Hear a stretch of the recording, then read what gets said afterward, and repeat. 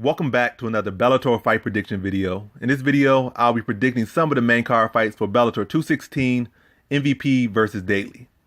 So without further ado, let's get to our first fight on the main card that I'll be predicting. So in our first fight on the main card, we have in the heavyweight division, Roy Nelson versus Cro Cop. This is an interesting matchup. It's a rematch of a fight that happened several years ago in the UFC's heavyweight division. Roy Nelson won that fight pretty dominantly, beating Cro Cop on the feet and on the ground, mixing his full MMA game up, eventually pounding Cro Cop out, I think, in the second or third round. And at that time, Cro Cop was looking like a shot fighter, like his best days were in Pride. I think he was riding a 3-fight losing streak to Frank Mir, Brendan Schaub, and Roy Nelson, all three by KO/TKO. Matter of fact, two of them were clear KOs. Brendan Schaub knocked him out cold, and Frank Mir knocked him out cold. Roy Nelson TKO'd him. But three bad losses, under 500 record in UFC. It was looking like he was done. Then flash forward to today. Now Roy Nelson looking like the shot fighter. I think he's lost more than he's won over these past couple years. And Cro Cop has only lost one MMA fight since then, one kickboxing fight since then. He's won the Risen Heavyweight Grand Prix. He's won the K1 Grand Prix. So he won pretty much two big championships, two big tournaments since then. And he's only lost one MMA fight, one kickboxing fight, and won about 10 of each. So he's won 10 kickboxing matches and won like 10 MMA matches. So he's like 20-2 over these past couple years, or this past half decade and some change. He's like 20-2 over those past couple years. So he's been looking good. Whereas Roy Nelson, he's been looking done. You look at his last fight, he just got knocked out by Sergey Karatanov. You look at his fight against Javi Ayala, that he was standing with Ayala. Ayala was out striking him. Ayala was eating his overhand right. He had to go to a takedown to win that fight. And like, even when we look at the Ayala fight, or you look at really a lot of his fights over these past 3 or 4 years, it's like the overhand right is not the same as it used to be. It doesn't have the same power, doesn't have the same speed. And you can say he's in his 40s, so it's kind of to be expected in a way that maybe something's breaking down in his body, so he can't swing it the same way he used to be. I mean, the way he used to. So people really aren't as worried about that overhand right, whereas in his heyday in the UFC, everybody was so worried about even getting touched by Roy Nelson. Like, he was a one-punch knockout threat. If he hit you with the overhand right, it was night-night. It was over.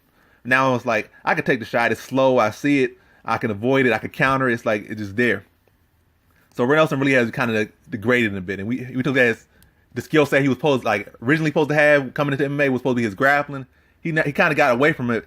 And now it's to a point where it's kind of hard to come back to it and utilize it, because he's fought, like, one of those losses, his last two losses was to Matt Mitrione, a fighter with one of the worst grappling games in all of MMA, whether it be wrestling or BJJ, just overall, just one of the worst grappling games in MMA. Roy Nelson took him down pretty easily, but he couldn't do nothing with him, would struggle to keep him down, had to cheat and kind of hold onto clothes and grab onto skin. It's just a bunch of illegal stuff, like little tricky stuff to keep Matt Mitrione down. He still lost a split decision or a unanimous decision, like some sort of decision to Matt Mitrione in a close fight. And that's one of the guys who has one of the worst grappling games in MMA. And you're supposed to have it be a top-notch grappling. You couldn't do nothing with him on the ground. So that kind of shows you where Roy Nelson's grappling is right now. It's not poor, but it certainly isn't where it should be. And like we look at Cro Cop, I said, the confidence renewed. I think he probably got a hold of those pride drugs they used to have, and he's a super soldier again. Or maybe he just found the right training, maybe both. But whatever the case is, Cro Cop is, he's hot right now. He's streaking right now. He's confident. And Roy Nelson's not.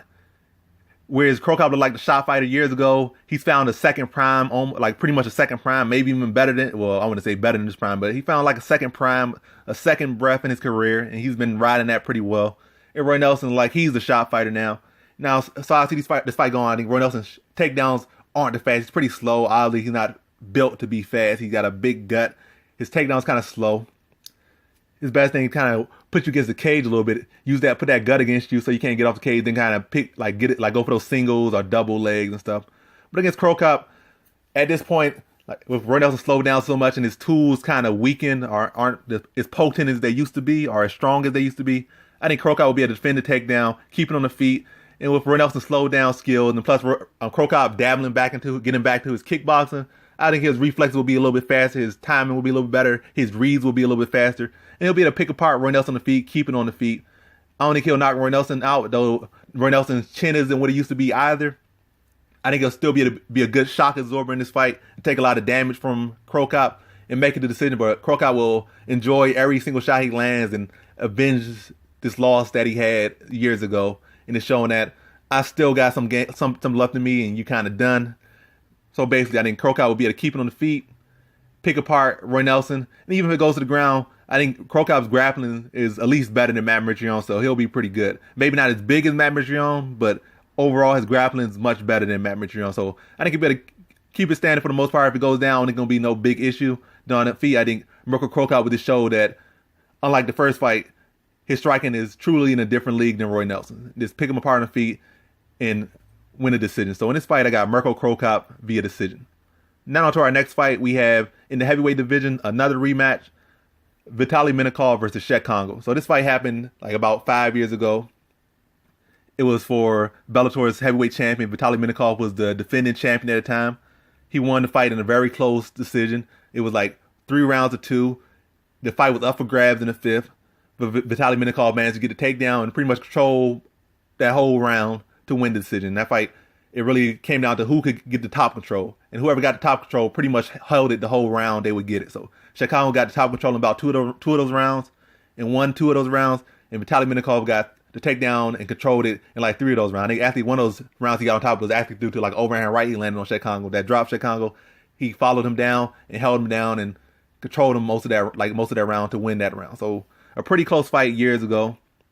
And you look at them now, fast forward to today, they're both riding pretty good streaks. Vitaly Minakov still undefeated. And Cheick Kongo's, I think, riding a 7-fight winning streak. He's 10-2 in Bellator, 10-2 since leaving the UFC. And just like Cro Cop, that pretty much was his last fight in the UFC. That was Cheick Kongo's last fight for sure in the UFC, getting knocked out by Roy Nelson. Came into Bellator, went on a streak, got a title shot, lost in that title shot to Minakov. And then after that, he lost to, King Mo after winning some fight in between. Then since losing to King Mo, he's 7-0 since losing to King Mo. So riding a 7-fight winning streak, 10-2 in Bellator. So they're both doing pretty good. Cheick Kongo got 2 KO victories in his last 2 fights. So both riding pretty good. I think Vitaly Minakov is about the same. 2 KO victories in his last, KO/TKO victories in his last 2 fights.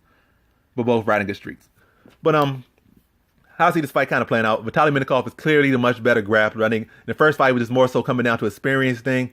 Even at that point years ago, Cheick Kongo already had like 3 or 4 times as much experience, or he lived or fought 4 of the average fighters' careers by that point. Because Cheick Kongo already had plenty of experience even years ago, because he's already pretty much old leaving the UFC. He fought kickboxing, fought like 10 years in the UFC, and now he's fought like 10 years in Bellator. So he's had a very long career. So he got experience by the boatload. And I think back then it was more so experience. Cheick Kongo would be experienced and challenge Vitaly Minakov in ways that he wasn't challenged before. But I think by this point, Vitaly Minakov has grown since then. There's some things you could kind of draw that might be an issue in this fight that Vitaly Minakov has done to change his style. In the first fight, he was more of those years ago, he was more of like a hunched over. He was on his toes, but more of a hunched over fighter, loaded up on shots a lot more, those heavy shots. Kind of initiated takedowns earlier more often. Now he kind of fights like Fedor. He's like a Fedor impersonator but he's not shot worn like Fedor. He's not as fast as Fedor, maybe not as good as Fedor in his prime, but it's not like he's 40 years old like Fedor is, or 41, 42 like Fedor is, and worn and been through wars and been knocked out and, well past his prime. So he's still in his prime. So even though he might not be as good as Fedor was in his prime, he's still pretty damn good and he's not worn. But I don't see him being like challenging to be the best heavyweight in the world if he's going to try to, mimic somebody else. That's not the best route to being the best, by mimic somebody else. You could take from other people, but don't try to mimic other people, your style to mimic other people. You're never going to be the best that way. You're just going to be one of the good guys, but you're never going to be the best guy when you're mimicking somebody else. And he might say he's not mimicking, he's just taking some parts from it, but it clearly looked like he kind of mimicking it. When you look at his last 2 fights, they look really like Fedor shots. And they weren't as fast as Fedor's, hands not as heavy as Fedor's, not as sharp as Fedor's, but his chin, like I said, not as worn as Fedor's, body not as broken down as Fedor. But he still got that strong sambo, strong grappling. And Cheick Kongo has always struggled to grapple. I think in this fight, he'll be smart. Instead of like trying to just prove a statement and getting caught, I think he'll use the grappling earlier this time, mix it in and go for those doubles. Because if he fights with that jumping style against Cheick Kongo and backs him against the cage, he might get knocked out. Because that's usually where Cheick Kongo gets his knockouts. It's when he gets with his back against the cage. Against Timothy Johnson and Ayala, both back against the cage. Against Pat Barry, back against the cage. And Cheick Kongo always puts his back in the cage. And we look at Vitaly Minakov's last couple fights, he's been putting his opponents back in the cage and he's been winging those shots. If he does against Cheick Kongo, there's a good chance he gets knocked out. But I think he'll at least his team. He has a team around him, so not gonna allow him to just fall into that mistake. I think he's gonna back him up, and him being that high level grappler. If you got somebody back in the cage, why not drop a low single or a double leg? Especially when you know a guy like Kongo who's always had an issue with wrestlers, and Vitaly Minakov has the skills and the strength, to handle Kongo. So why risk getting knocked out? I think he will play with fire a bit, but I think he'll mix in those takedowns. I think Kongo will still give him a go. But I think this time, Vitaly Minakov will make sure, to ice these rounds, get these takedowns, but present a threat on the feet, then get these takedowns in control. Still, I think a pretty competitive fight, but I think Vitaly Minakov's experience will show since the first fight.